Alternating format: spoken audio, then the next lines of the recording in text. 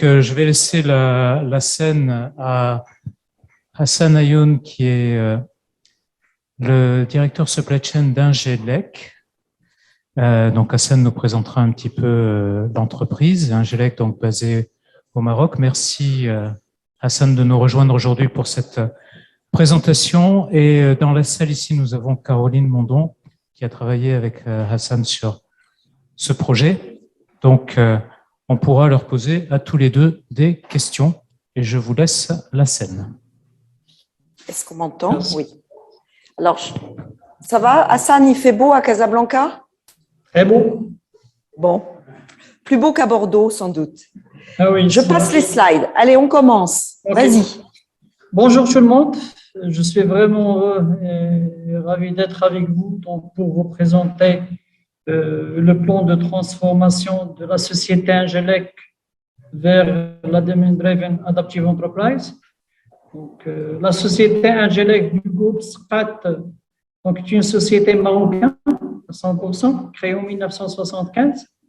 Leader arabo-africain dans son domaine d'activité, donc il intervient dans la conception, fabrication et commercialisation des appareillages électriques basse tension. Notre catalogue, il contient plus de 3600 références produits finis, réparties sur plusieurs familles de produits et couvrant les marchés industriels, résidentiels, câbles, lighting, EPS. Les produits sont certifiés selon les normes marocaines et les normes françaises et sont marqués CE, signés pour un libre-échange au Maroc et en Europe. Et nous sommes certifiés ISO 9001 et 45001. La supply chain Ingelec, donc côté fournisseurs, nous collaborons avec plus de 240 fournisseurs sur les 3 continents pour acheter plus de 3350 références. Et de plus en plus, on cherche des nouvelles sources d'approvisionnement. Donc, côté usine, nous fabriquons 2500 références semi-finies réparties sur 30 ateliers, sur 5 sites de production à Casablanca. Et nous avons un entrepôt de 20 000 m² pour les produits finis. Dans les 2000 m², c'est un entrepôt sous douane. Donc, bien sûr, au niveau de côté client, nous utilisons les 3 canaux de distribution pour livrer nos produits. Donc, nous avons la distribution moderne, c'est tout ce qui est au commerce et les grandes surfaces. Donc, c'est un marché en pleine expansion aujourd'hui au Maroc. Le marché traditionnel, donc, qui exige plus de diversité de produits avec une faible tolérance d'attente de clients. Et nous réalisons plus de 35% de notre chiffre d'affaires en export. Donc, c'est un marché à forte saisonnalité au cours de l'année. En plus de ça, il a une forte variabilité de mix produits. Donc, ces contraintes de distribution, c'est impossible de prévoir et anticiper la demande. Et les prévisions, la précision de nos prévisions ne dépasse pas 67%. Devant cette complexité de la supply chain,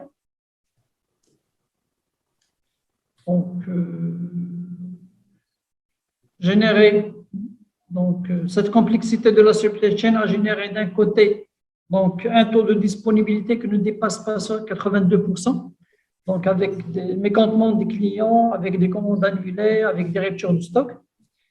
Et de l'autre côté, nous avons une durée moyenne de stockage qui dépasse 10 semaines, c'est-à-dire des entrepôts saturés, du surstock, des stocks obsolètes, du stress de personnel en permanence. Donc, certes, ces tendances ne sont pas nouvelles, mais elles se généralisent et s'accélèrent de plus en plus.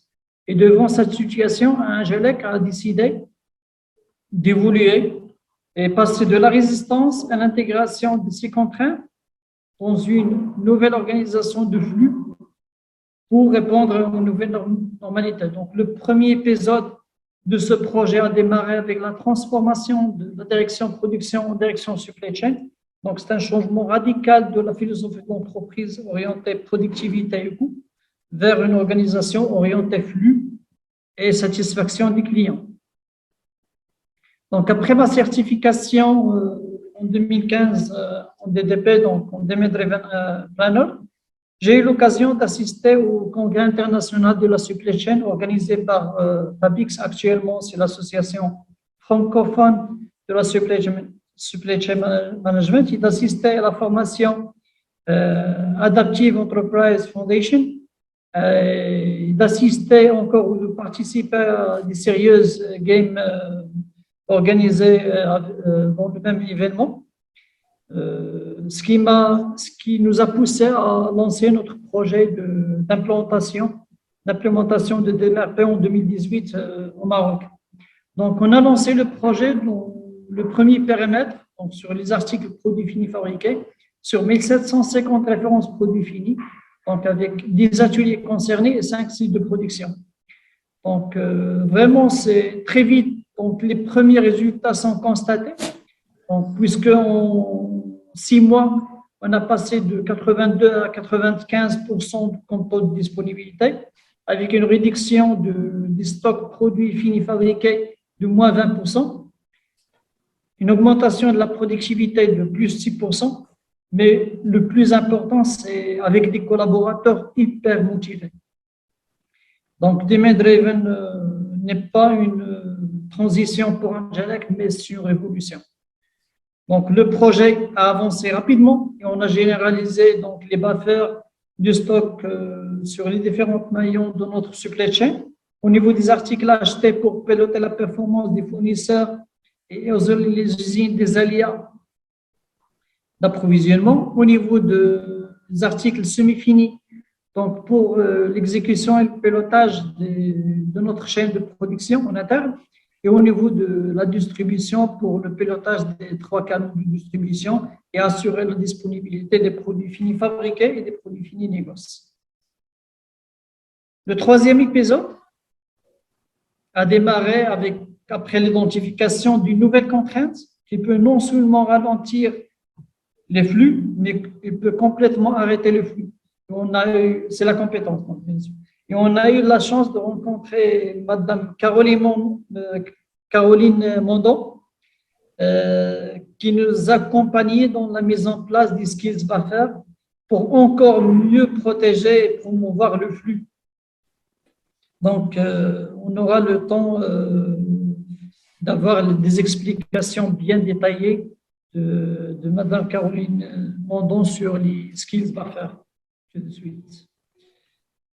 Pour arriver à un schéma ou un mapping de notre supply chain qui se base sur les buffers du stock et les buffers de compétences. Donc, on a profité avec l'adhésion à l'association francophone de benchmarker avec des autres entreprises adhérentes, donc pour mieux implanter les buffers du stock et les buffers de compétences. Donc, la généralisation de l'adoption de DDMRP comme modèle opératoire nous a permis d'amortir les chocs externes, donc liés aux pandémies. Donc, lorsque je parle des chocs externes, c'est la variabilité de la demande liée aux différentes contraintes et la variabilité d'approvisionnement. Côté fournisseur, donc c'est la performance des fournisseurs en termes de qualité, en termes de quantité, en termes de délai, et des contraintes mondiales. Donc, c'est la pénurie de matière, c'est la disponibilité de transport, c'est les problèmes géopolitiques, ainsi de suite. Donc, et de réaliser une performance jugée exceptionnelle dans une année exceptionnelle.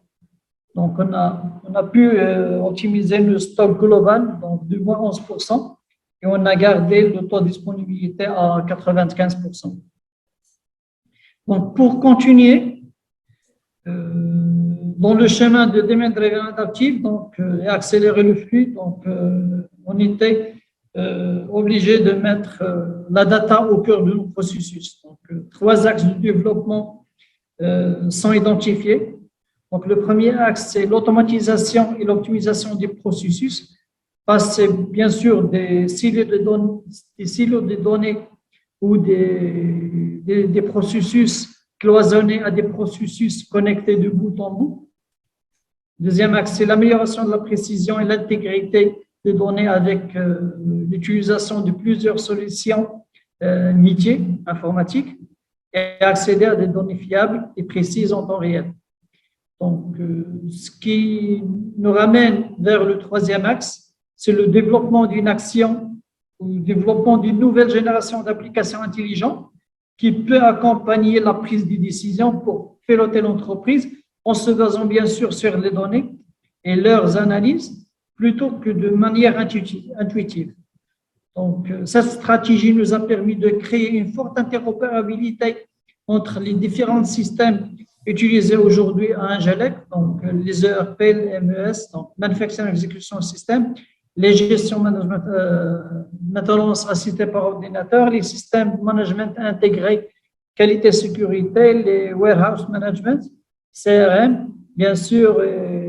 Dernièrement, donc, on est en train de démarrer la solution DDTech pour tout ce qui est digitalisation de la planification des besoins. Donc, c'est sûr que l'avenir est numérique, mais l'humain reste au centre, n'est-ce pas, Caroline? Tout à fait. Alors, à suivre pour le projet dans son intégralité, moi, je vais vous détailler maintenant la partie buffer de compétences. Je suppose que c'est la première fois que vous les voyez. Je remercie d'ailleurs DDTech de m'inviter pour faire cette présentation qui a été faite dans d'autres pays, mais on n'est pas toujours prophète dans son propre pays.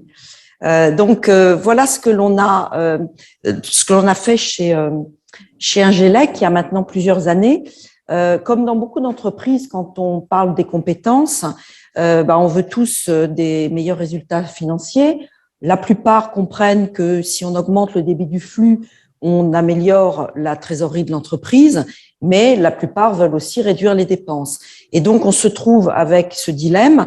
D'un côté, on veut investir dans les compétences des employés pour augmenter le débit du flux, et de l'autre côté, on a parfois des RH qui nous demandent de réduire les budgets de formation pour les employés. Et le supply chain manager se trouve entre les deux dans ce dilemme qui est très très inconfortable. Alors la méthodologie qu'on a employée ressemble beaucoup à celle qui a été décrite pour les flux de composants. On commence par faire en quelque sorte la cartographie des compétences. Cette cartographie des compétences, elle passe par un outil qui est très connu pour ceux qui ont passé ISO 9000, c'est la matrice des polyvalences. Vous avez en haut ce que j'appellerais les différentes compétences, les différentes skills, et puis vous avez à gauche la liste des noms des employés de l'entreprise. Là, ce que je vous montre, c'est un business case qui a été décrit en détail dans un roman policier qui explique un petit peu à la mode Goldratt le but, comment redresser une entreprise en misant sur ses compétences.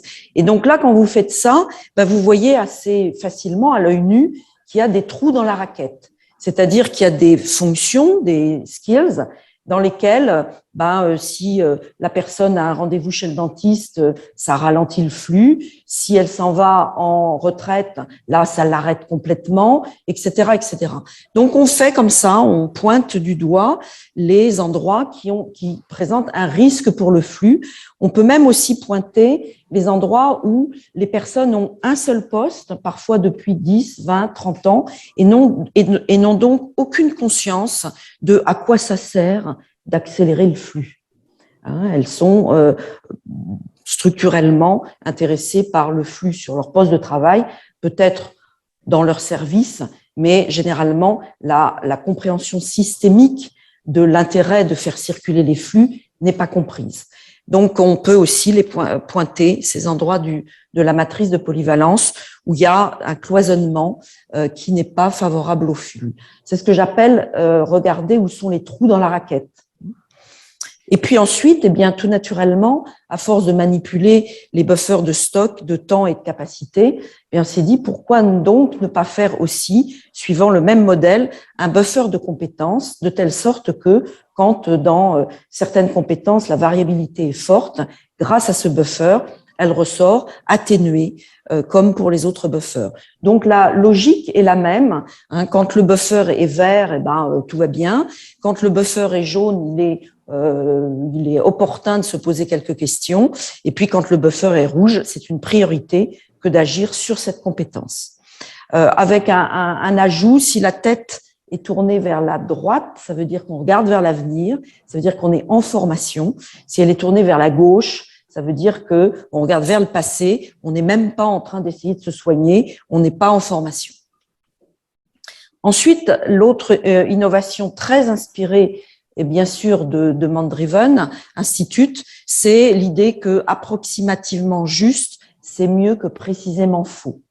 Et donc, les descriptions de compétences en drap de lit, comme dirait ma grand-mère, qui font plusieurs pages et qui sont faux dès qu'on a fini de les rédiger parce qu'il y a déjà un nouveau produit, un nouveau processus, une nouvelle technologie, on le réduit à quelques lignes. C'est soit la personne a un carré vert parce qu'elle est en train d'apprendre que le flux est l'affaire de tous, soit elle a 2 carrés verts parce que elle sait manager 20% des processus qui correspondent à peu près 80% de ce qui sort du poste de travail, soit la personne est considérée comme experte, c'est-à-dire qu'elle est totalement autonome sur ce poste de travail pour régler tous les problèmes qui peuvent se produire sur le processus. Ça prend quelques instants à rédiger entre le manager et son équipe. Faut pas trop y mettre les RH parce que ça les gêne un peu quand on va si vite et qu'on est si succinct, mais ça permet d'avancer assez vite. Et puis, on va mettre plus tard le 4e carré à des personnes qu'on va considérer comme formateurs internes sous réserve qu'ils aient suivi une formation sérieuse en formation de formateur, parce que répéter plus fort une instruction n'est pas toujours la bonne méthode pour transmettre la compétence. Donc, on va faire vraiment des formations de formateurs sérieuses dans l'entreprise pour donner le 4e carré. C'est d'ailleurs ce qu'Angelec a carrément créé une école interne, une université interne à Casablanca. C'est absolument spectaculaire. Alors ensuite, l'autre idée fondamentale de cette approche, c'est que on va confier aux formateurs non seulement la responsabilité de faire tourner la roue de l'amélioration continue, mais aussi celle d'introduire les innovations. Parce que les managers aujourd'hui sont pris par l'accélération des flux, et c'est bien qu'ils s'occupent de l'accélération des flux, c'est du court terme, mais au moyen long terme, on a besoin d'anticiper les compétences nécessaires pour réaliser la stratégie de l'entreprise. Et donc, on va confier à ces formateurs une responsabilité extrêmement motivante, qui est celle de faire perdurer la compétence, améliorer la compétence et introduire les innovations. Donc, vous avez ici le formateur à 4 carrés qui va former l'apprenti, puis ensuite l'opérationnel pour s'assurer que les modes opératoires sont toujours d'actualité et intègrent les innovations. Puis, vous avez la petite cale qui va être mise par le service qualité lorsque la procédure, le mode opératoire est optimisé. Alors, je ne vais pas rentrer dans le détail là, mais le processus de valorisation des compétences et donc de calcul des priorités est très simple, à la mode DDI. Vous avez un extrait ici de la matrice de polyvalence.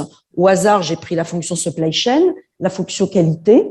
Vous avez les différentes compétences dans la fonction supply chain, le supply chain manager, les achats, le planning, le magasin. Et puis en qualité, vous avez l'exemple qui est pris dans le chaînon, dans le missing link, c'est un exemple assez simple. Hassan avait 5000 collaborateurs, donc c'était beaucoup plus touffu chez lui. Là, vous avez le responsable qualité, vous le voyez, Roger ici, il est expert avec 3 carrés, mais il est tout seul dans sa fonction. Et donc, s'il a un rendez-vous chez le dentiste et que ça se passe pas bien, eh bien, on va plus pouvoir valider les commandes à la sortie de l'usine, et donc on va ralentir les flux. Et puis vous avez le supply chain manager, qui est un instructeur APIX ou DDI au hasard, c'est un exemple au hasard bien sûr, et qui est donc capable de ce fait de former en interne le responsable du magasin, le responsable du planning, le responsable des achats. Donc il a 4 carrés sur ses fonctions, et puis ses collègues ont 1, 2 ou 3 carrés en fonction de leur niveau, de l'évolution de leurs compétences. Et vous avez comme ça, d'un seul coup d'œil, une évaluation. Vous voyez les chiffres en supply chain, on est à 2,8 en moyenne de carrés par personne qui ont des carrés. 2,8, c'est pas très loin de 3. 3, c'est l'expertise. Vous avez à la qualité quelqu'un qui est tout à fait expert, ça fait 20 ans qu'il fait ça, mais il est tout seul sur son poste, il est même pas en formation, il forme personne. S'il est absent, c'est une catastrophe pour l'entreprise. Et donc, on va voir d'un seul coup d'œil que il faudrait peut-être s'intéresser à former cette personne à la qualité pour assurer la transmission de ses compétences avant son départ en retraite. Il a la tête tournée à gauche. Et donc, du coup, le plan de formation, pour une fois, enfin, le plan de formation va pas être à la tête du client, il va être strictement fonction des priorités pour défendre le flux, pour protéger le flux, pour promouvoir le flux. Donc, vous avez bien sûr en haut des priorités les têtes tournées à gauche, c'est-à-dire les gens qui ne sont pas en formation, avec le chiffre le plus petit, 2, là, ensuite 2, 3, ça vous rappelle quelque chose concernant les buffers de composants. Vous avez ensuite évidemment les couleurs jaunes, c'est moins urgent, il faut y réfléchir, mais c'est pas critique. Et puis ensuite le vert. Et puis les différentes actions de formation nécessaires pour boucher les trous dans la raquette. Voilà. Et puis quand on a bouché les trous dans la raquette, eh bien on peut se projeter vers l'avenir. L'avenir, c'est la stratégie de l'entreprise. Qu'est-ce qu'il faut, comment faut-il préparer nos compétences pour affronter les défis de demain? La proposition qui est faite dans cette méthodologie, c'est de dire que chaque compétence, chaque processus doit être couvert par quelqu'un qui est en mesure de former, qui a appris à former et qui va donc, si ce processus est impliqué par une innovation, va être capable de la transmettre à ses collègues d'une manière organisée. Et donc, on va réévaluer la matrice de police de Valence, cette fois en mettant en rouge tous les segments de processus qui n'ont personne en mesure de former pour évaluer si l'amélioration continue est en route ou pour, le cas échéant, apporter une innovation. Donc, on refait cette évaluation. Et là, comme ça peut devenir quand même assez touffu, dans l'exemple que j'ai pris là, on a un effectif de 25 personnes, il y a 14 postes. Je suis en train de faire un projet actuellement où il y a une centaine de personnes dans l'usine. Il y a 61 postes identifiés différents. Quand on a à manipuler déjà 61 postes, ça devient un petit peu plus fastidieux. On s'adresse à des chefs d'entreprise, à des RH qui n'ont pas beaucoup de temps. Alors on s'est dit, on va, à la méthode DDI, on va mettre des familles de processus. Et on va en choisir 3 types. La famille des processus opérationnels demand-driven, composée de 2 processus transverses, le processus marketing-vente et le processus supply chain, au sens approvisionnement de la demande, donc autant les achats, la sous-traitance que la production interne, la distribution, le stockage, etc. Et puis, l'autre famille de processus, c'est les processus de soutien. Enfin, on aimerait bien que ce le soit. Par exemple, les finances. Où avons-nous besoin de trésorerie, de cash pour financer certains buffers? Et puis, le processus RH, où avons-nous besoin de compétences pour réaliser les ventes avec des supply chains efficaces? Et puis, enfin, le dernier processus, le processus qualité totale qui va mettre la cale dans la roue de l'amélioration continue pour stabiliser les processus. Et à partir de là, on va transformer les silos présents dans certaines entreprises entre les différentes fonctions. On va les représenter comme étant une value stream avec une évaluation à ces différents endroits du niveau de maturité des compétences dans ces 5 processus pour que le chef d'entreprise, en environ un quart d'heure, puisse visuellement, et vous êtes déjà en train de le faire, je suis sûre, voir évidemment où se trouvent les priorités, les têtes tournées à gauche, où se trouvent les têtes les plus rouges. Alors là, dans l'exemple, c'est pas par hasard, c'est la DG qui est rouge, parce que bien sûr, elle est dans la matrice de compétences. Elle vient de reprendre l'usine suite au décès de son père. Enfin bref, c'est toute une histoire. Et puis ensuite, on a la fonction supply chain ici qui est pas mal de 8, mais qui est encore la tête tournée à gauche parce que il y a l'une des compétences de son périmètre, l'atelier métal, où les gens sont encore chacun sur un poste et partagent pas de compétences. Donc, on sait que s'il y a un absent dans cette fonction, ça peut arrêter le flux. Donc, ça va être la priorité. Voilà, on évalue ça.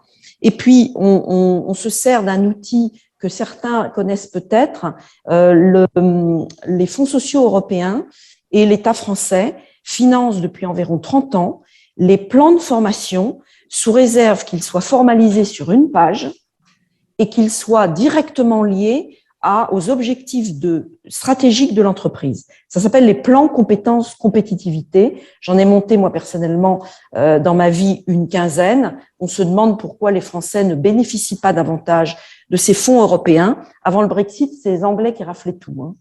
Alors je vous le dis parce que c'est encore valable aujourd'hui. On peut monter un plan compétences compétitivité où on écrit quelle est ma situation présente, qu'est-ce que je veux stratégiquement, qu'est-ce que j'ai l'intention de financer comme investissement, de quelles compétences est-ce que j'ai besoin en termes de recrutement ou en termes d'élévation de compétences internes. Et alors, un jour, avec Carol Ptak, ça nous a sauté aux yeux, eh bien, ça suit très bien le modèle Demand-Driven Adaptive Enterprise, avec de ce côté-là les questions relatives à Adaptive SNOP, dans ce qu'on peut décider lors d'une réunion stratégique Adaptive SNOP. Dans 2 ans, on veut attaquer tel marché, on a besoin de compétences en électronique, et hop, on décide là de faire des recrutements ou de financer de la formation. Ensuite, au niveau du processus demande-driven SNOP, eh bien, on va sizer les buffers.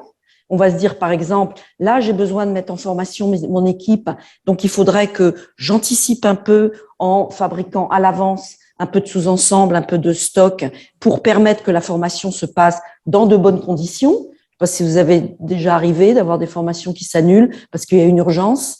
Eh bien là, on l'anticipe et on fait un buffer un petit peu plus haut en composants ou en capacité pour pouvoir l'anticiper. Et puis enfin, on fait, et ça fait du bien, des plannings de formation stables dans lesquels les personnes peuvent aller en formation en ayant anticipé, prévu le temps disponible pour le faire. Donc, vous voyez, on a une logique là qui est tout à fait similaire et qui permet de dérouler cette méthodologie dans le cadre d'un projet Demand-Driven Adaptive Enterprise en reliant la partie stratégique et la partie quotidienne de la gestion des compétences de l'entreprise.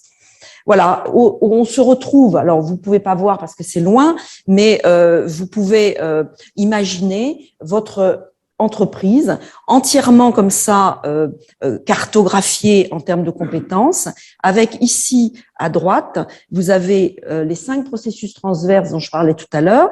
En haut, marketing-vente, bien sûr, ils viennent en premier. Ensuite, supply chain. Ensuite, les fonctions ressources, finances pour la trésorerie et RH pour les compétences, et puis en dernier, la petite cale pour le processus qualité totale. Et d'un seul coup d'œil, vous allez de nouveau évaluer où sont les priorités avec une tête globale représentant le niveau de compétence globale de l'entreprise, qui est ici à 2,6, avec quand même du rouge jusqu'au menton, parce que on est passé sur un objectif de confier aux formateurs internes l'introduction d'innovation, parce que c'est une entreprise qui veut innover. Lorsqu'elle protégeait juste les flux, bon, ça allait, mais c'est pas suffisant pour assurer l'avenir. On veut aussi être capable d'introduire les innovations dans tous les processus de l'entreprise. Et là, vous le voyez, il y a du boulot encore à faire pour former en interne. Voilà. Alors, j'ai bien conscience que vous ne voyez pas du tout ce qui est écrit là. C'est en fait intentionnel. Bien entendu, grâce à Demand Driven Technology, vous avez aujourd'hui un tarif spécial d'abonnement à l'association francophone de Supply Chain Management. Et donc, si vous adhérez, grâce à ce tarif réduit, vous allez pouvoir avoir le détail d'un plan de mise en place d'une méthodologie Demand Driven Adaptive Enterprise. Et la seule chose que vous pouvez voir de loin, c'est que bien évidemment, le processus marketing-vente, le processus supply chain, le processus RH, le processus finance et le processus qualité sont à la même enseigne concernant les évolutions de leurs compétences pour réussir le projet. C'est donc bien un projet global, systémique, pour arriver à un équilibre permettant à l'entreprise d'être compétitive. Voilà, et on retrouve les 5 étapes qu'on avait dans le projet, dans les projets DDMRP. D'abord, j'évalue avec la matrice multiskill où sont les trous dans la raquette. Deuxième étape, je protège mes flux en nommant une équipe, au début une petite équipe de formateurs internes qui va démarrer le processus d'amélioration continue et d'innovation sur les flux qui le nécessitent. Ensuite, j'évalue pour pouvoir tirer les flux, non pas dans n'importe quel sens, mais dans le sens de la stratégie de l'entreprise. Et puis enfin, avec le plan compétences compétitivité, eh bien, j'anticipe les besoins financiers, les besoins en temps de formation. Et puis, en 5e étape, j'adapte constamment, chaque fois que c'est nécessaire, à la mode demande-driven. Il y a de la compétitivité, il y a des fluctuations. Eh bien, lors du processus des 2 boucles de retour de la méthodologie systémique Demand-Driven Adaptive Enterprise, j'adapte mes ressources humaines. Vous avez ici une petite image, bien entendu, comme l'a fait très bien Hassan, de façon encore une fois spectaculaire, à Casablanca. Il y a constamment une mise en valeur des élévations de compétences qui est très facile à voir. Il suffit de compter le nombre de carrés verts. Et quand au bout de 3, 6, 12 mois, vous avez des collaborateurs qui se réjouissent tous ensemble chaque fois qu'il y a un peu plus de carrés verts et qu'ils le célèbrent grâce à un management qui évidemment fait ce qu'il faut, et bien rapidement l'entreprise devient une entreprise apprenante où la valeur consiste à partager la compétence.